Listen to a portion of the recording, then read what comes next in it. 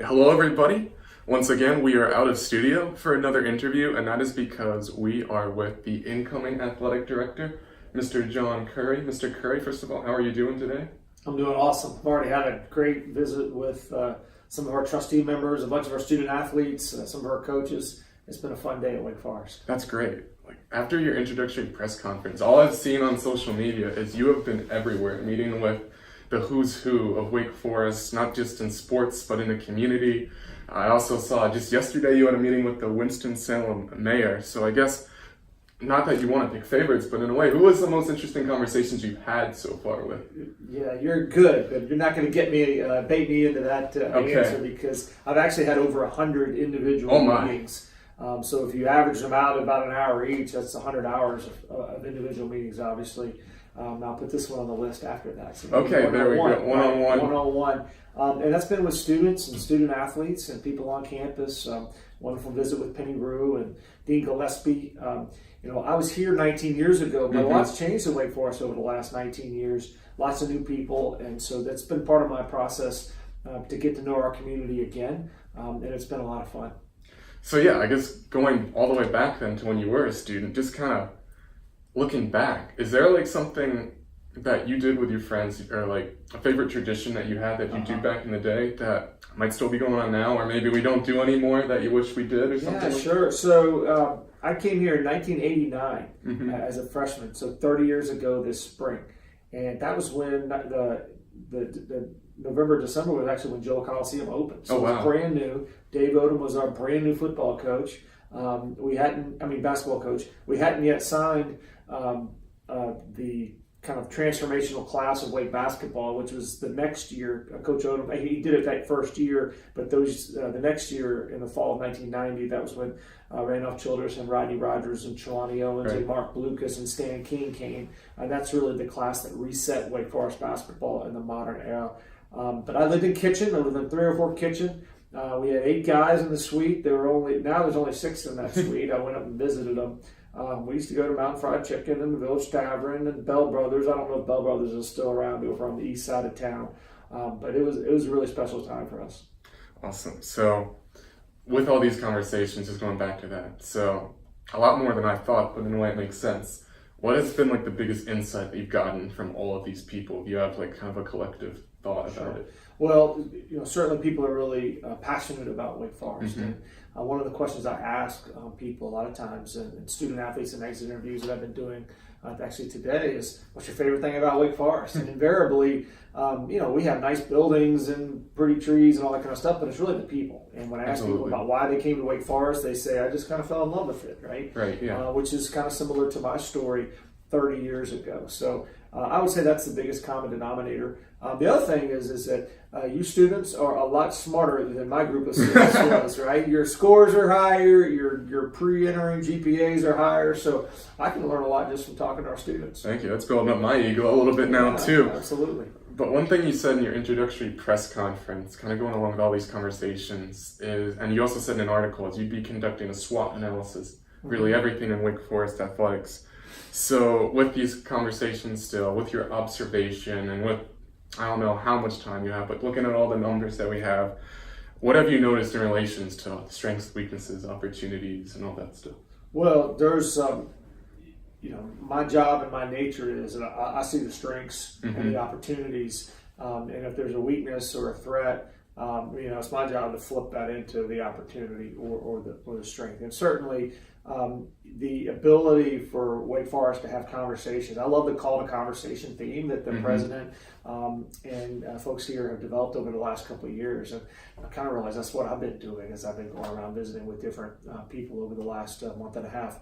And so I think we have an ability here because of our size where we're big enough that we can have some pretty interesting conversations, but we're not so big that, I think in a really big place, maybe if you have a conflict, it's easy to just go live in another part of the campus and not deal with the conflict ever. And if there's a challenge here, and there's some challenges here in terms of relationships and how different people feel they're represented right now, we can solve those problems because we got to. Right. So I think that's a great strength, and certainly Now, if you looked at more, physical things, we got great athletic facilities, the campus facilities, the beautiful business school that was, there've been 2 business schools built since I left here. And so, those things are really special. So one thing you've also discussed is transparency in athletic departments. And one thing, not necessarily Wake Forest, but a lot of private schools kind of get the infamous private curtain kind of statement about how departments and universities operate. And that's one thing that at least the articles pride you on, and I'd agree with that too. So is there any way that you think Wake Forest can improve on this? Do you see an opportunity to further capitalize on this? Well, as I also said that first day, Eric, we're kind of in the demystification business in the athletics enterprise, because athletics can be kind of mysterious. A lot of people see it and maybe assume things about the athletics enterprise. And it's really up to us to demystify that. Now, in terms of facts and figures and stuff like that, it's somewhat a little bit like a private company versus a public company. Right, yeah. There's people that own public companies that say they're at a big disadvantage because they have to, tailor long-term decisions to, short-term press conferences or earnings reports or whatever. But I think it's a great balance, and I do look forward to sharing more of the nuts and bolts of the athletics program and kind of how it fits in institutionally. But I got to learn them first, right? Because I'm just coming in now. Talking about, I guess, the facts and figures and the money, one of the things that I was really excited when I read your bio and I saw online was your work at Kansas State in terms of the finances. In your time there, the athletic budget increased by $26 million. You have a great fundraising, I guess, resume, which got you started here. And you also had a surplus at Kansas State for 6 straight years.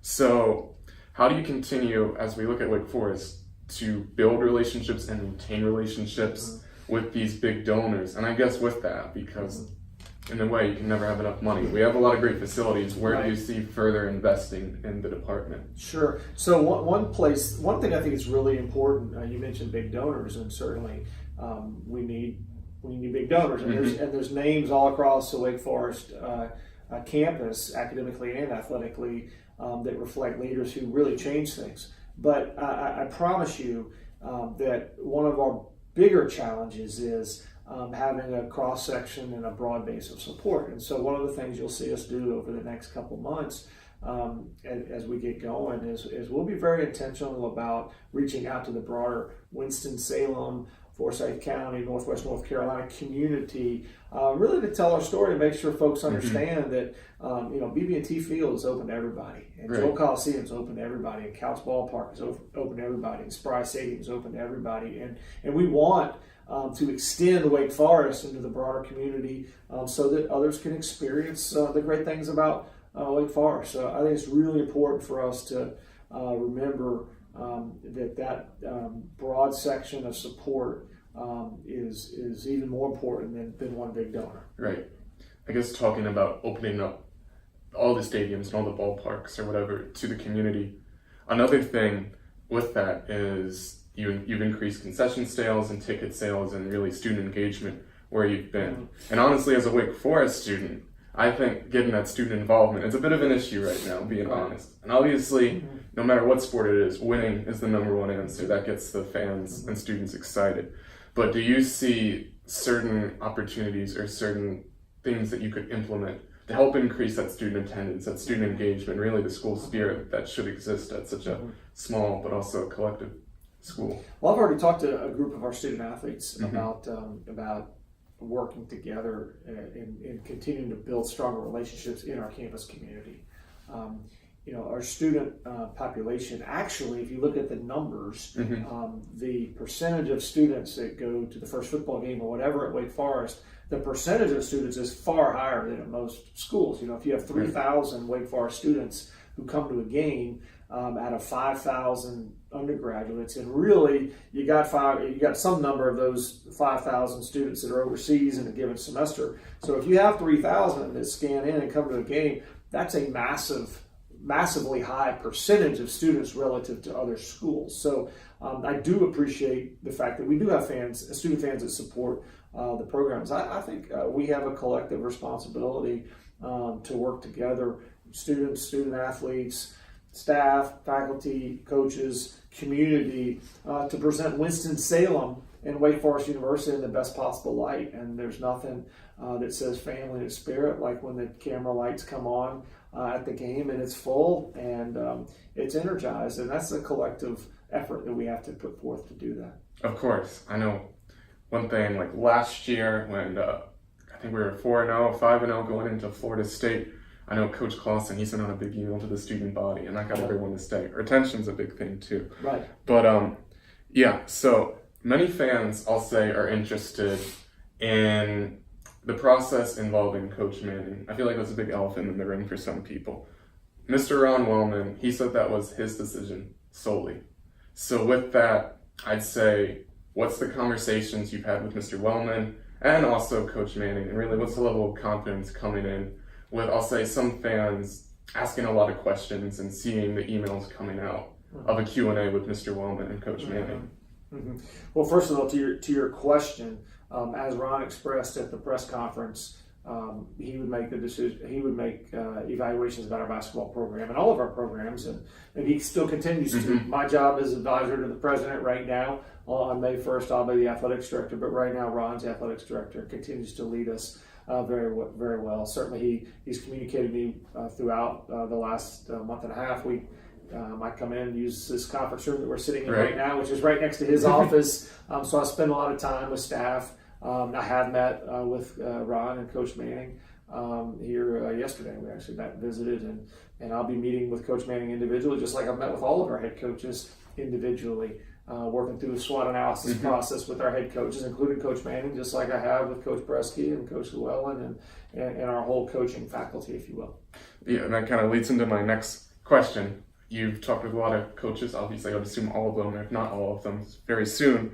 So what have the conversations been like? And I guess what are the goals that you'd be willing to share right now that you have with the department as a whole or with individual programs that you want to see get going in the next couple of years? Sure. Well, our coaches have been incredibly positive and welcoming. Certainly we have tremendous coaches who have great backgrounds. Generally speaking across the board, we have a couple where we haven't won enough lately, but we have a bunch where we've won a lot. Right, most recently, winning 2 ACC championships on the same weekend. There's a lot of schools that don't win any ACC championships in a particular year, and that's a pretty special accomplishment. And we've got a chance to make some noise nationally. It's been really cool to see baseball really kind of come around and get some momentum here over the last several weeks. We got a couple big series and big opportunities left for that program to make a run at the postseason. I'm signing up just in time. I start on May 1st, and we're playing the NCAA tennis championships, the NCAA men's golf and women's tennis. We have 4 championships, and then we've got some high performers in track and field as well. So, generally speaking, I talked about kind of my 5 core principles, world-class student-athlete experience, providing value to our university, and that includes to our students. I want our students to feel like the athletics enterprise at Wake Forest is a valuable part, not just of their undergraduate experience, but their long-term connectivity to the university going forward.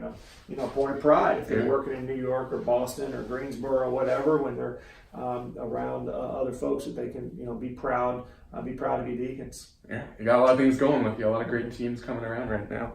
So I guess just in closing, I will finish with the very broad question of what is the biggest thing we have to look forward to in the John Currie era of Wake Forest sports? That is a great question. I would say the biggest thing we're going to look forward in the John Currie era is we're going to focus on our student athletes and our coaches, and together build the best Wake Forest we can. We're going to be very collaborative across campus. That's one of the reasons I've been across campus so much, so quickly, and we'll continue to do that. But at the end of the day, the focus should be on our student athletes and our coaches, just like I believe our administration and our faculty want the focus to be on our students. I mean, that's the Wake Forest way, is a very focused,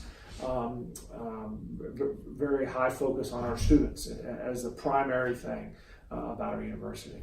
Awesome. Well, thank you very much for fitting this in your very busy schedule. Thank you, Eric. I hope you're as excited as I think the rest of the community is for May 1st. And welcome back to Winston-Salem. Thank you very much. Thank you very much for watching. And go Deeks. Go Deeks.